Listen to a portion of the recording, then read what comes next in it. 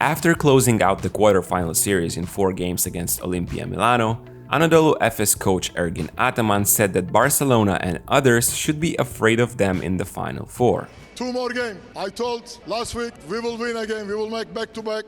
Is it one more psychological trick by the charismatic coach, or are Efes really in such good shape recently? Let's go over the main points of their quarterfinal matchup against Olimpia to see if this is actually true.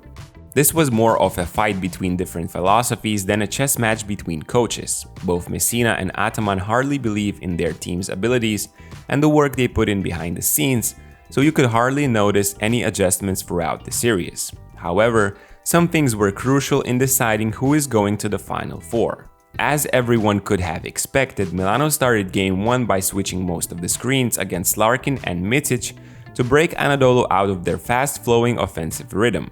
Efes themselves knew it was going to happen, but didn't prepare anything special. Just like all season long, they were going to live with their dynamic duo making isolation plays against opponent bigs. And to be honest, they weren't having much trouble beating Olympia's bigs off the dribble and getting in the paint, only to miss shots near the rim. On the other side of the court, we witnessed one of the worst offensive performances in Milano's team history. Hit by injuries and COVID right before the series started, the Italian side looked sluggish as ever and without any flow in their free game. Efes weren't doing anything in particular on defense, yet Olimpia still shot a horrible 30% from the field. At the end, the game was decided by who else than one of the Anadolu's 2 best players. They couldn't keep missing all 40 minutes, and Shane Larkin was the one to show off his talents and help Efes steal home court advantage with these slick moves against Devon Hall. Stutter step, goes back. Oh, that is... Naturally, the losing side was the one to make adjustments for Game 2. After seeing Larkin win the game with individual efforts, Messina instructed his players to send occasional double teams against Larkin and Micic whenever they were starting to play one-on-one after switches.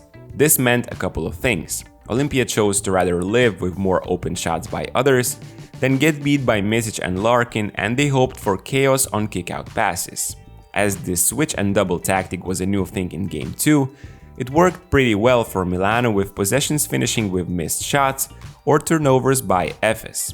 Additionally, we saw a completely different intensity from the hosts on both sides of the court.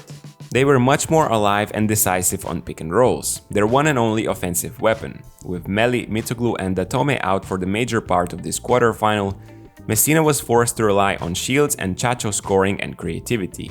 With PLEISS, Dunstan and others getting up to the level of the screen, they weren't allowed to do much from pick and roll directly. Instead, Olimpia constantly looked to attack with kickouts to those whose defenders went to help on rolling bigs. For 4 games, it remained the only real weapon Milano had because of injuries that helped create some advantage on the offensive end. Efes lost Game 2, and now it was Ataman's turn to change something while the series shifted to Istanbul.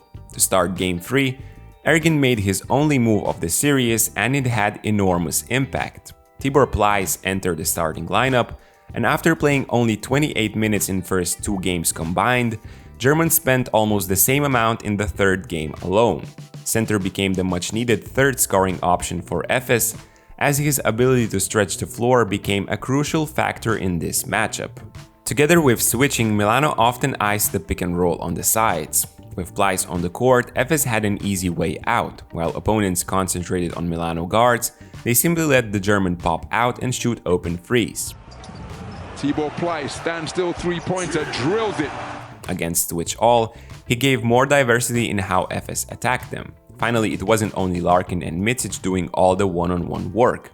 With an insane height advantage under the basket, his deep seals and post-ups asked for double teams. German is so tall that even 2 opponents weren't enough to bother him and make mistakes on kicking out the ball. And if the ball didn't arrive, he was just spacing out behind the 3-point line, where he is a much bigger threat than Dunstan.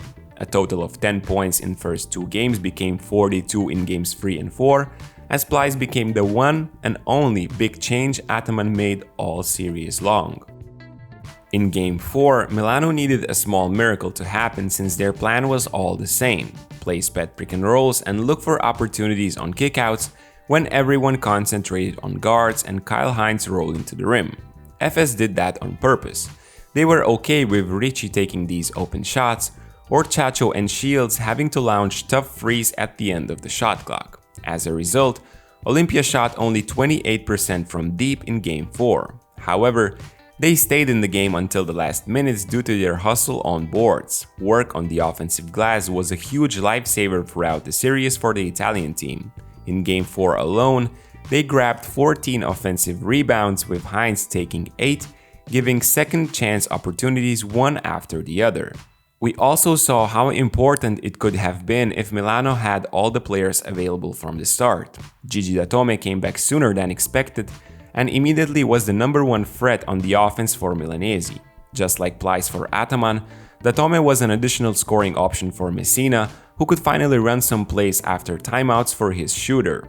Datome also brought more height to their lineups, and it was the first time in 4 games where Milano could have punished Micic and Larkin in the post. Too little too late. While Milano missed open shots all 40 minutes, TIBOR PLEISS and Vasilije Micic didn't, and Ergin Ataman once again came out victorious. The reigning champions will be in Belgrade to defend their crown. In my opinion, he shouldn't be that confident about the title yet. In the Final Four, they won't meet such injury-depleted teams like Olimpia was in this series. And that means your opponents will have many more ways of exposing Anadolu's defensive weaknesses. The same open shots on pick-and-roll kickouts, offensive rebounds, posting up through the bigs, and even playing with the back to the basket against your dynamic duo, making them tired even more. Obviously, Ataman and the Efes have the ultimate get-out-of-jail-free card in Larkin and Micic, and since the semifinal and final are of 1 game only, it might be just enough to go back-to-back this season again.